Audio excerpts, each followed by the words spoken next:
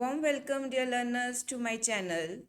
Myself Parminder Kaur और आज इस वीडियो लेक्चर में मैं आपको करवाऊंगी network operating system.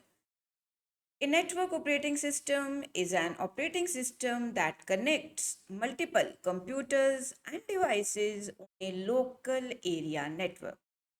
Dear learners, जैसे कि आपको पता है मैं आपको batch operating system, multi programming, multi processing, real time, time sharing operating system करवा चुकी हूँ.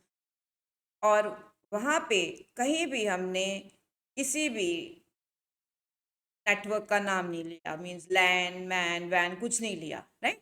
सो जो नेटवर्क ऑपरेटिंग सिस्टम है वहाँ पे जो है वो मल्टीपल कंप्यूटर्स जो है वो एक दूसरे के साथ अटैच होंगे बाय यूजिंग ए नेटवर्क और a local area network to allow the sharing of files and resources. इस नेटवर्क के थ्रू ही फाइल्स और कंप्यूटर के रिसोर्सेज को शेयर किया जाएगा by making a connection and communication, right? So network operating system offer centralized control. Yes dear learners, यहाँ पे जो कीवर्ड है वो ये मैं यूज करूंगी कि यहाँ पे सेंट्रलाइज्ड कंट्रोल को यूज किया जाएगा, राइट.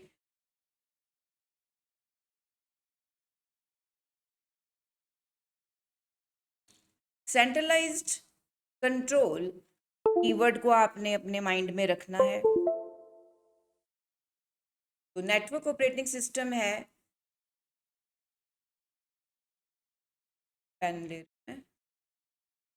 network operating system में it offers centralized control. There are two types of control.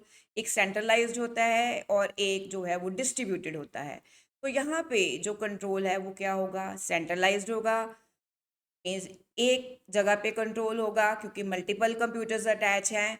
यहाँ पे यूज़र मैनेजमेंट पॉसिबल है एंड यहाँ पे सिक्योरिटी का फीचर है through authentication as well as authorisation. मैंने आपको क्या बताया नेटवर्क ऑपरेटिंग सिस्टम में कि ये एक ऐसा ऑपरेटिंग सिस्टम है जहां पर मल्टीपल कंप्यूटर्स को लोकल एरिया नेटवर्क के थ्रू कनेक्ट किया जाता है, right. There are two kinds of network operating system. One is peer-to-peer and another one is client-server, right?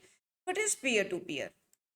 Peer-to-peer network operating systems allow the sharing of resources and files with small size network. जहाँ पे network का size small है और अगर वहाँ पे multiple computers हैं और वो resources को एक दूसरे के साथ share कर रहे हैं, वहाँ पे जो arrangement है वो नेटवर्क ऑपरेटिंग सिस्टम का पीयर टू पीयर है. बट जहाँ पे एक सर्वर के थ्रू रिसोर्सेज को यूज किया जाता है उसको हम क्या बोलेंगे, client server. This is a second type. Client server network operating systems provide users access to resources to the central server.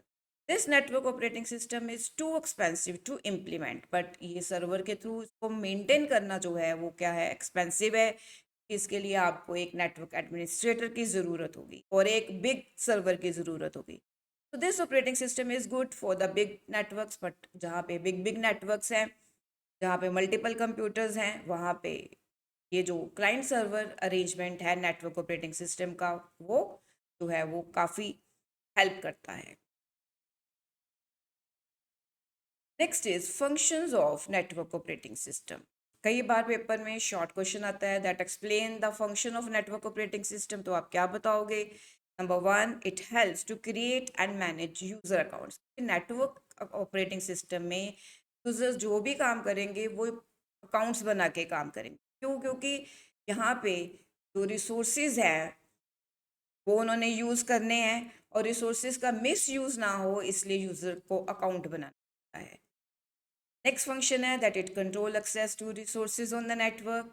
Number three, it provide communication services between the devices on the network. तो devices आपस में communicate कर सकती हैं अगर network operating system use किया जाता है. It helps to monitor and troubleshoot the network. Next is that it helps to configure and manage the resources on the network.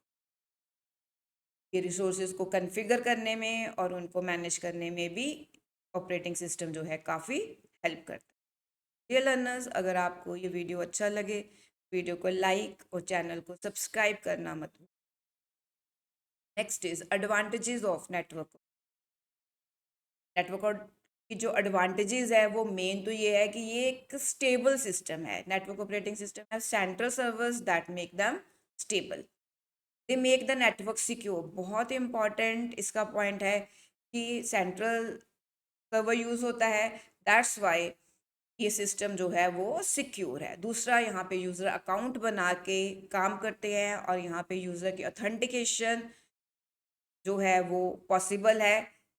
वही यूज़र इसको यूज़ कर सकता है जिसका अकाउंट है, जो authorised user. The network can easily upgrade. Yes, अगर कोई नई टेक्नोलॉजी या नया हार्डवेयर आता है तो आप वो अपग्रेड कर सकते हो। Servers can get remotely accessed. अगर सर्वर जो है वो सर्वर के थ्रू आप जो रिमोटली आपके पीसीस पड़े हुए हैं डिफरेंट डिफरेंट लोकेशंस के ऊपर, उनको आप क्या कर सकते हो, सर्वर के थ्रू एक्सेस कर सकते हो।